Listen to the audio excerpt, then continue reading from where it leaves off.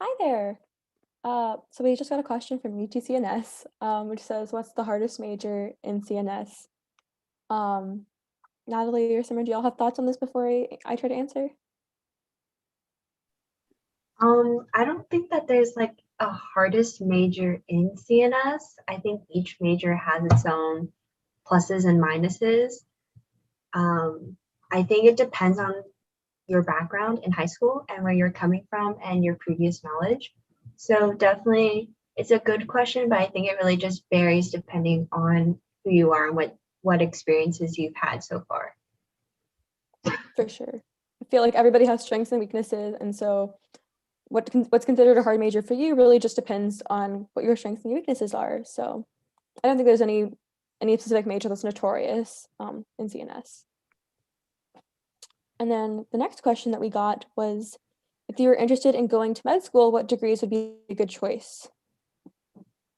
So ultimately you can choose any major you want to because you only need the pre-medical prereqs for going to med school.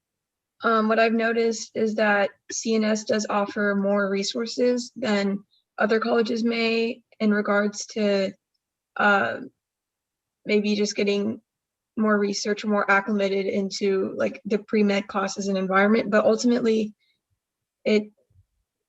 just pick a major that you're interested in and just, follow your interests. And it's mainly just the pre-med prereqs that are required, for med school. And so yeah, that's kind of my advice. Also, at UT, we have this thing called the Pre-Health Professions Office. So they're available to anyone from any college, and they can really help you understand what the pathway is like, what you need to be doing. They review resumes, they review applications, they do interview preparation. So the resources are available to everyone, regardless of major. You will definitely, though, have a different time in each school. And, that can really inform you of what you want to do later on in life, like if you actually want to go to med school or not. Yeah, I definitely agree with what both Natalie and Simran have said on that one. Okay, so our next question is, how many hours a week do you spend studying? Do you have free/fun time, or is it all schoolwork? I can take this one. We definitely have time to be doing leisure activities and fun things.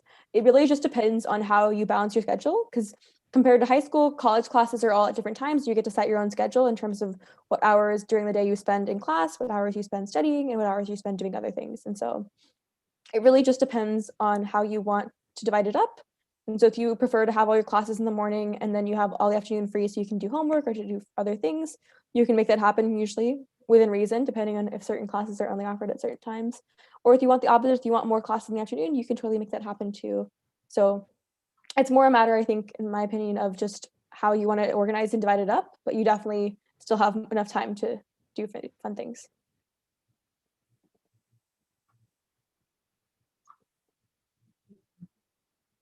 I agree with everything that Sindhu just said. Pretty hit it pretty spot on. The next question is, have you actually done any research? Yeah, I can take this. So yes, I have. So one of the first things that we should definitely talk about is that UT has something called FRI, which is an awesome program. It stands for the Freshman Research Initiative. Basically, it's a way for students to get involved in research as early as freshman year of college. And so there are several different things that we call streams, which are basically labs that are different from a regular faculty research lab in that they're partly instructional and partly research. So it's like a combination of a class lab and faculty research, but it's all in one class. And you can do it for class credit, and you get to do it for 2 semesters. So it's the second semester of your freshman year, and you can also do it for the first semester of your sophomore year if you'd like to. And they have a whole bunch of different streams or different, labs with different focuses that range from biology, biochem, chem. There's a couple of physics ones, there's a math one, there's a couple of CS ones. So basically all kinds of interest within the College of Natural Sciences. There's different things that, you can do to get involved in research. And then once you do that, if you want to join faculty lab, it's very easy to do that. Usually you just end up cold emailing or just sending emails to professors whose research sounds interesting based on who you've talked to or who you've watched present their research, or honestly just Googling up their lab websites. And you just email them and try to meet with them, talk about the research. And if you find something that fits well for you, you can try to get involved in research. Okay. Our next question, if y'all don't have anything to add, is on tips for managing schedule with school, work, and fun.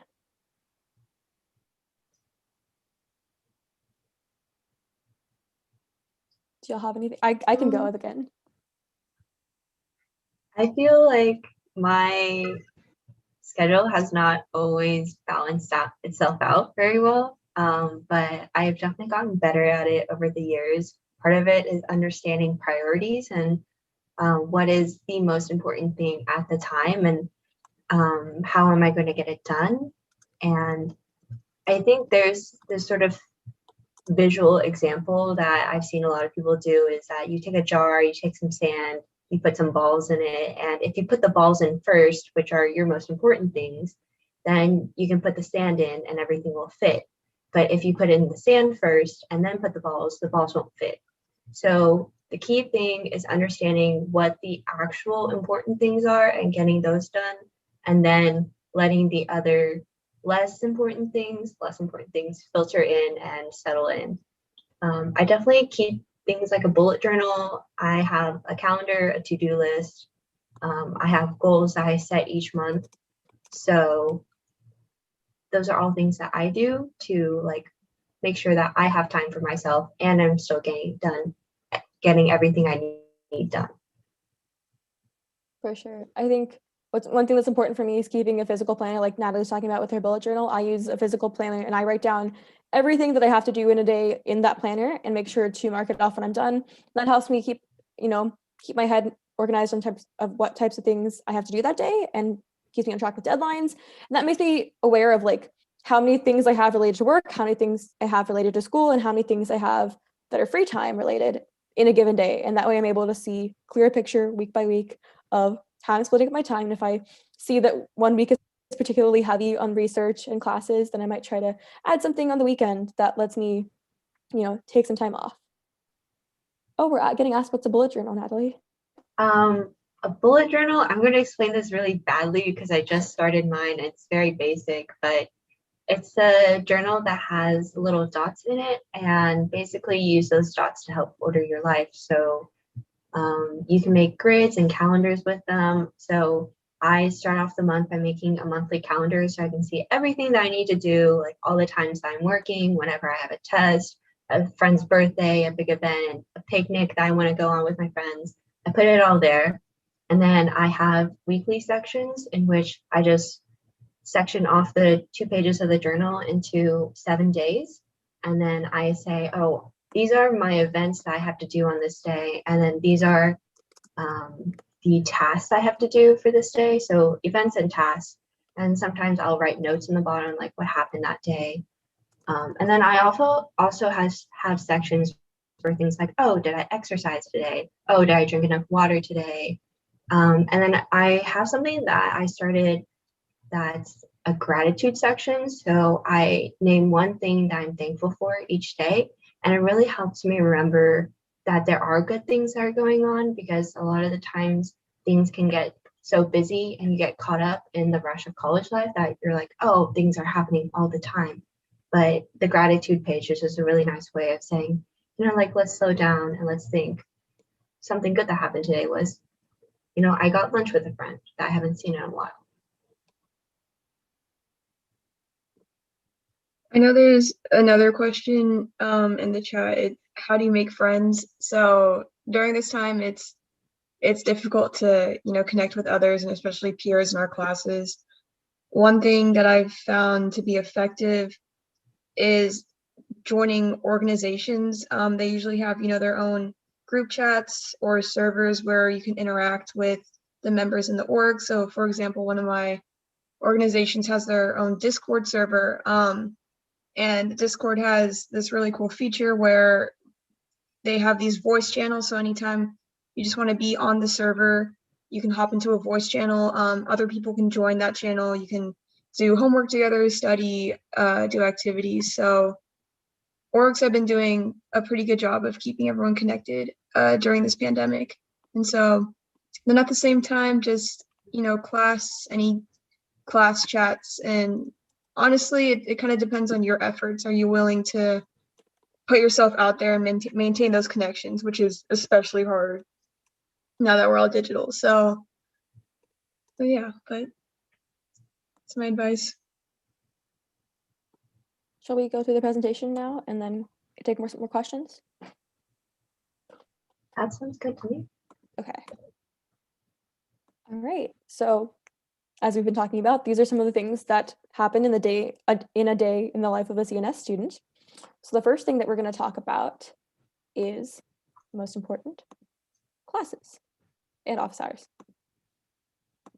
So as a freshman, you're going to take some introductory classes. If you're in natural sciences, those classes are usually going to be things like biology, chemistry, physics, calculus, depending on what your major is, And all of us, as we haven't really explained this very well, but all of us actually happen to be students in the honors programs at UT within the natural sciences. So I'm in Dean Scholars, and Natalie and Simran are both in Polymathic Scholars, and we also have another program called Health Science Scholars, which we don't have any students from that tier today, unfortunately. But all three of these programs also have certain classes that you would take as a freshman that are meant to prepare you for later classes as an honor student, and also to help you get to know other students in the programs. And so the first one of these is called Originality in the Arts and Sciences with an awesome professor named Dr. De Lazan. And you also take seminars every semester that teach you about different topics and also, once again, help you get to know other people within the program. And then the last bullet point on here is about office hours. And the important thing about office hours is you always should start going before you feel like you need help.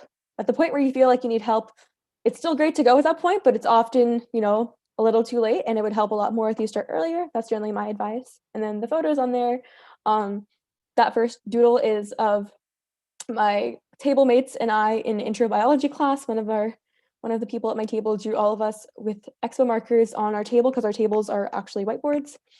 And then we have a picture of office hours in intro chemistry class and learning about Nemo in organic chemistry. So there's all kinds of fun things going on. You can have a dog come to office hours sometimes.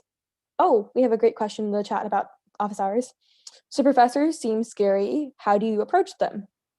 That's a great question. I think one thing for me, if I ever wanted to approach a professor and ask a question about class content, I definitely would take a friend. And so that way we could both be like, hey, we don't understand this topic, or we're not sure what to do about this. And then it feels a little less like it's one intimidating professor against one unknowing student. It's, you're working together. That's definitely my first step of advice in terms of how to approach students. Natalie and Simran, do y'all have anything to add? Sometimes professors will slip things into their personal lives during class. So one of my professors was learning how to skydive. Another one really likes to go to Utah to go hike. And my family lives in Utah, so I talked to him about Utah for a while, and that kind of opened the conversation flow and made me feel a lot more comfortable with him.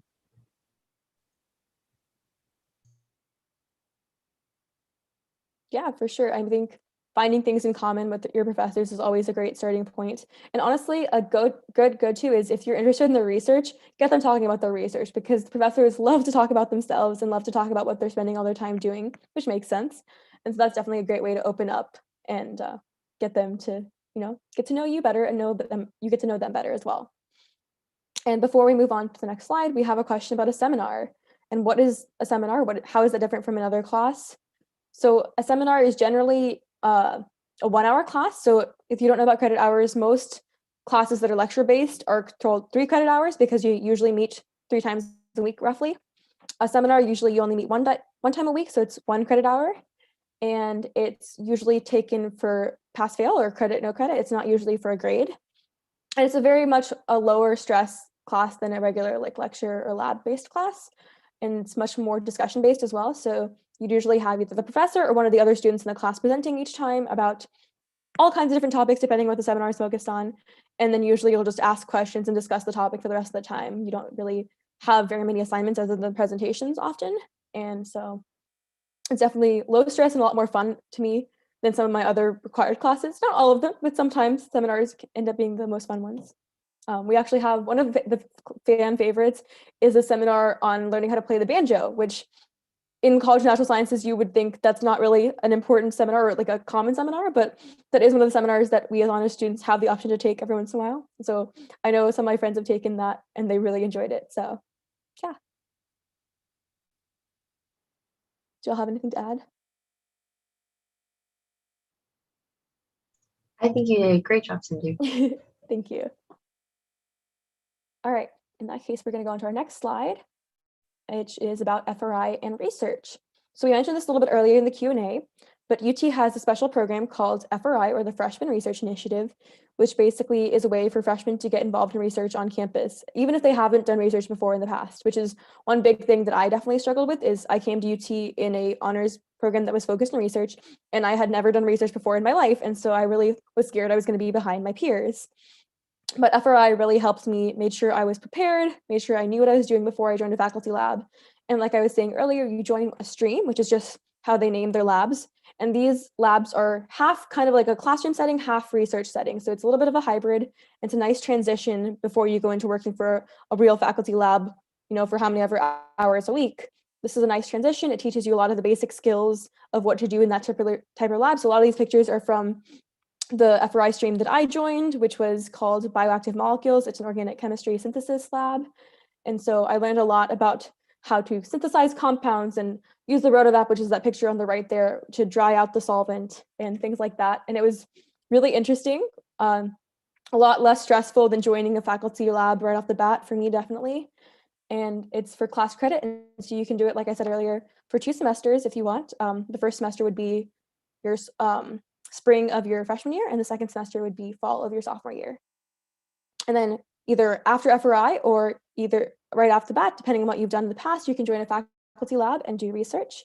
And those can be either for volunteer hours, or you can get paid depending on the lab and depending on the position. And so I have friends who are in both options. And we have a ton of different research labs on all kinds of different topics. For example, my research lab is actually in the psychology and neuroscience departments, and I study transcranial infrared laser stimulation in rat brains to test the activity of the enzyme cytochrome oxidase, which is a long and complicated title, but basically we shine lasers at rats, remove their brains, slice them and stain them, and look at them under microscopes and computers. So really fun stuff. I don't have to deal with rats personally ever by myself. Live rats, I only have to deal with brains, which is great for me. But that's just one example. We have students doing all kinds of research. I'm sure Natalie and Simran can give you more examples. Yeah, for example, I work with the Wagner Center for Alcohol and Addiction Research. So basically, I work with frog oocytes, and I inject them with different RNA strands and change their receptors of their GABA A receptors. So I change the subunits of their GABA A receptors. That's what I'm trying to say. And then we do a lot of drug research on that. One of my friends works in a psychology lab too, and they work with substances and substance use too. And I know a lot of people who are also working in public health labs that are pretty well known throughout Texas, such as like the Texas Twins Project. Simran, do you have any labs that you're part of? Yeah, so I'm a part of my FRI lab called Big Data, and it's focused in bioinformatics and data analytics. So I do a lot of programming and computing. So there are options to not do wet lab where you're like actually in a lab. There are alternatives where you're more behind a computer doing analysis of data. And so I'm in the FR lab, and then I'm in an outside lab based in New York I do data analytics for them around psychiatric data. And right now, we're researching stuff related to behaviors and habits during COVID. And so there's a lot of opportunity, and FRI is a really good stepping stone for getting those other opportunities in labs.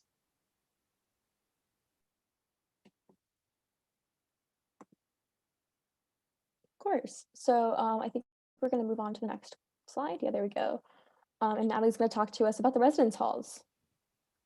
Cool. Okay, so there are a lot of residence halls at UT because there are about 40,000 first-year students And a lot of the first year students live on campus. So we have 15 different halls, and we even have an apartment style building complex owned by UT Housing called 2400 New ACs. We also have 3 apartment complexes, but those are for older students plus graduate students. And my apologies, I did say a misstep earlier. We have 40,000 undergrad students, not just first years. So don't worry, it's not that big of a school. So there are different housing locations, and there's typically like a north side and a south side. That's how I would classify it. North side is always a little bit quieter than south side, but south side is pretty central to campus. There are different communities that you can sign up for. University Housing and Dining has this thing called living learning communities, which are housed in different halls. So there's things like Women in Natural Sciences, joins readers and writers. There's an environmental LLC as well. And there's also a international LLC.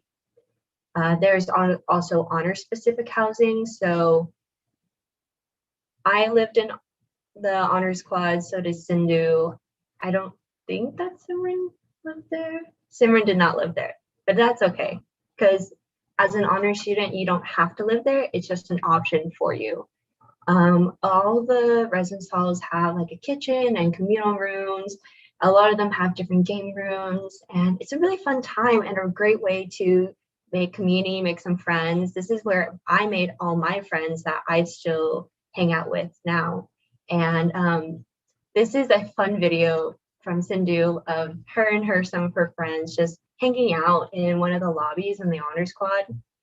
And they're just having a good time. You know, lobbies are not only a place to study, but it's a place to hang out, eat food, have group study, personal study, anything. And most of the halls actually have a piano. So a lot of times we get little musical quartets and ensembles that come around, and students are really talented. So it's really great to hear each other play. And then paired with the residence halls are dining halls. Let's see whether I can make this work. Okay, yes. So dining halls there are several different options. There is an all you care to eat buffet style that comes with your meal plan, and it's unlimited swiping into the dining hall, which is part of University Housing and Dining's way to combat food insecurity for students. And there are also a la carte options and coffee shops and markets for students to go to. So you can pay for all of that using your dine-in dollars. And what's really cool about the housing meal plan is that you get this thing called Vivo Pay.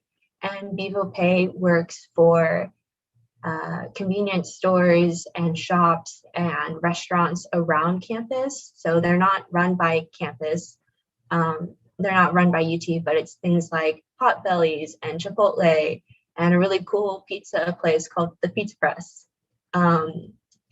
Things like 7-Eleven and the coffee shop down the road are all really close to campus, and they can all be paid for using Vivo Pay. So if you don't have actual money and you have a meal plan, Vivo Pay is the way to go.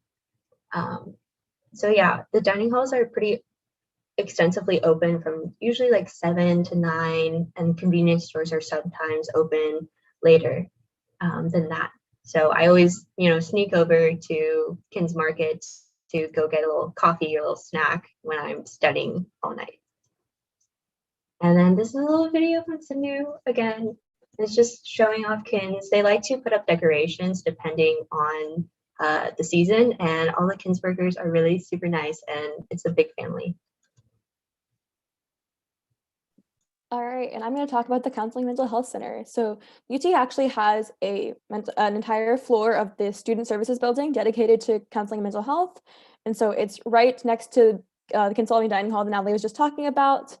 And it's right next to the Honors Quad as well. It's just across the street. And they have a whole bunch of different options for counseling and mental health related services. So they have short-term individual counseling, which I believe is still 6 sessions per year that you can use anytime.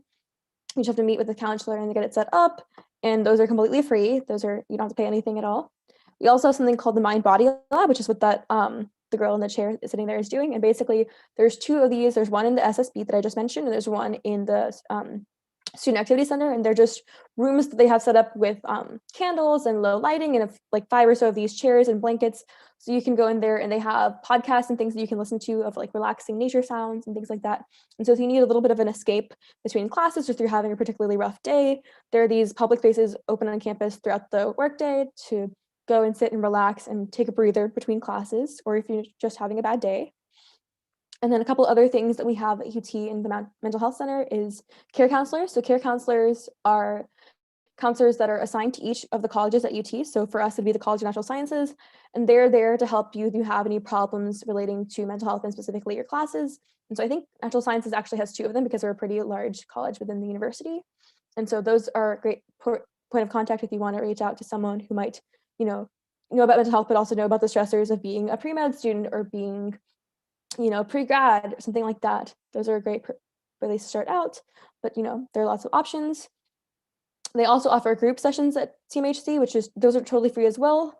And so those you have to sign up for ahead of time. They meet usually once a week for about 5 to 6 weeks, and those are on a bunch of different topics. There are ones related to race and gender identity and mental health. There's ones related to anxiety. There's ones related to depression. There's all kinds of different topics, eating disorders. And so all these things are normally done in person, but right now for the past year or so, we've been doing them all through Zoom.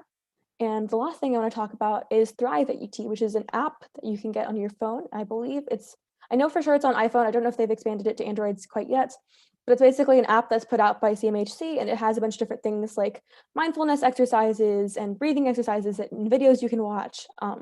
And if you set it up properly, it'll send you notifications every day to do like a little, take a moment to be grateful for something or do a breathing exercise, and it'll remind you. And then the last thing on there is the list of phone numbers. So those are all the different important phone numbers that you could ever possibly need at UT, basically. Right at the top is CMHC's phone number, and there's a bunch of other important things like UTPD, the 24-hour nurse line, behavioral concerns advice line, a bunch of other important numbers. That's always a great thing. I have that little business card saved in my wallet, and I definitely added a bunch of those numbers to my contacts as well, so they're right there if I need to call them. So definitely always a great thing to do. And I'll pass it off to Natalie to talk about what's next. Leisure activities. So leisure activities are super important because, like we've kind of been talking about some sporadically throughout this program, is you need to give time to yourself and you need to kick back and relax and have some fun. So Austin is a great city to do that. Austin has been one of the fastest growing cities, I believe, in the past decade. It's done a lot of growth. There's been a lot of changes here. There's a joke that there's always construction cranes in the sky, which to me just means that, we're building a lot of stuff in Austin and a lot of stuff is going on. So a couple of things that I know a lot of people like to do is hiking. Austin is a very active city. So you see a lot of people biking, hiking, running, a lot of rock climbing gyms, stuff like that. You see people going along Lady Bird Lake to watch the bats. They also go there to paddleboard and kayak, and it's a really fun time. And I suggest that if any of you ever come down to Austin just casually, to really go check it out, because it's a really nice place along Lady Bird Lake. On campus, we have Rec, Sports, and Gregory Gym. So these are 2 centers that have a lot of just space for physical play and working out. So Gregory Gym and Rec Sports are the home of intramural sports, which you can play with your student organizations, with honors groups, with your best friends. Anyone can play IM sports, and that's where you can, meet a lot of your friends and, get active with them as well. And Greg Gym and Rec Sports also put on a lot of different athletic programs throughout the year and have really cool challenges for people to just participate in and feel good with other people and get moving. Especially during this pandemic year, they've been really good about making sure everything is clean and safe for everyone to use. And I've heard that they've done some really good things in terms of like safety and COVID concerns. So also, like we've mentioned before, student organizations are a great way to make friends. UT has over 500 different student organizations. There's Greek life, cultural activities, cultural groups. You can even ring the tower bells. I think that's really cool. That's something that I've always wanted to do. I've never signed up though, so maybe next year will be my year. But it's always really cool because, you know, you could be the one playing all the towers. And then, of course, in each college, there's usually an honors group that is a smaller selection of students. And like we said, we are from the CNS honors groups. But there's not just the three of us, there's a lot more, depending on like your major. So computer science has their own honors group as well. And so does the School of Human Ecology within the College of Natural Sciences.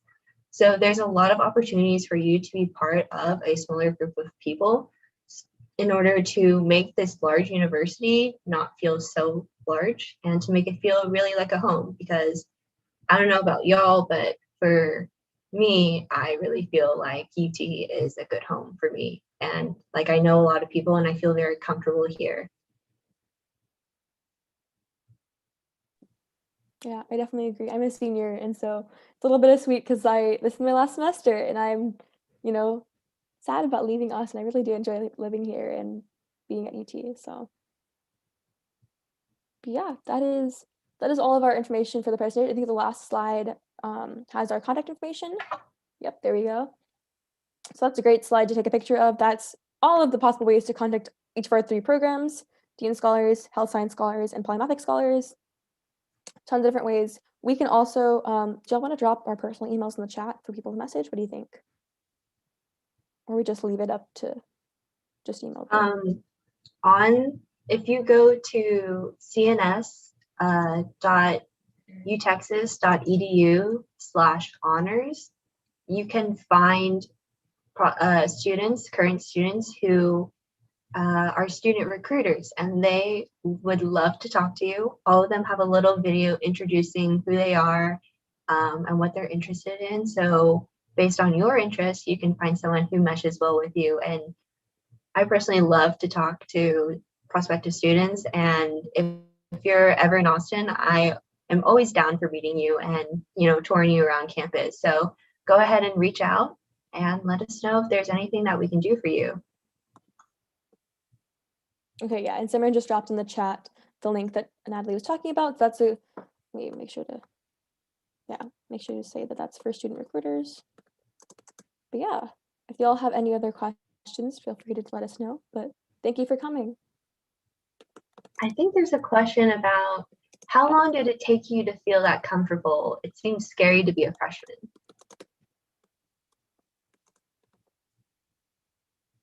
Ooh, that's a good question. I think for me, especially, that the honors community definitely helped a lot because it's just like Natalie was saying, it's definitely a smaller group and it's less intimidating when you're in a smaller group. It's the whole analogy of how are you going to be a small fish in a big pond like UT? Well, you find your little group, your niche. And so Dean Scholars was definitely the small group that made me feel welcome. And I definitely attended a lot of our events put on by our council as a freshman that helped me meet a lot of people, not just in my year, but in the different years of our program. And then through that, I learned about all different types of orgs that the people in the program are involved in outside of the program. And I got involved in those, some of them, and it was just a great jumping off point. And I think my biggest piece of advice is join some type of community, either an honors program or an organization or some type of volunteering, whatever it is that you like to spend your time doing. Join a group that has a lot of other people just interested in that same exact thing. And that's a great starting point. For me, I definitely felt like I had a home within my first semester. I think it came a lot from studying with friends and constantly having to go through midterm after midterm after midterm. And going through that struggle together really solidified our friendship, and being able to do the fun things as well and being able to relate to each other on a different level. I think that was what really made me feel comfortable. But like that doesn't mean that I didn't still struggle with things like imposter syndrome. Even now, I have that feeling and I struggle with that. So, I think that you're only as comfortable as you force yourself to be sometimes, which sounds really weird, but I think that my comfort comes from knowing that I do have a lot of people here who do love me, who do look out for me, who do care for me a lot. And that I personally like felt that when I was a first semester freshman, but it comes for people at different times. And I think part of the struggle is to keep reaching out and to keep putting yourselves into sometimes uncomfortable situations in which like maybe if you're an introvert like me, you're like, I don't know whether like they'll want to be my friend, but I'm going to try. And sometimes it turns out really, really well. And you never know until you try. So.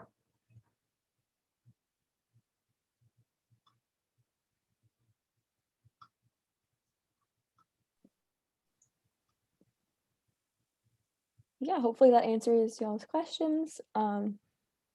Really appreciate you being here and asking lots of helpful questions. I hope this helps people out there who are applying to UT, especially in CNS.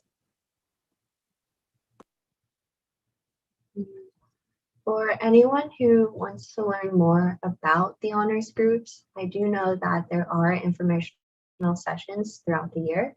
So if you also go to that same link for the student recruiters, then you can find some of those dates and times. And the same thing for all the other colleges as well. So thank you for your time. And I think we're all going to head out if no one else has any more questions.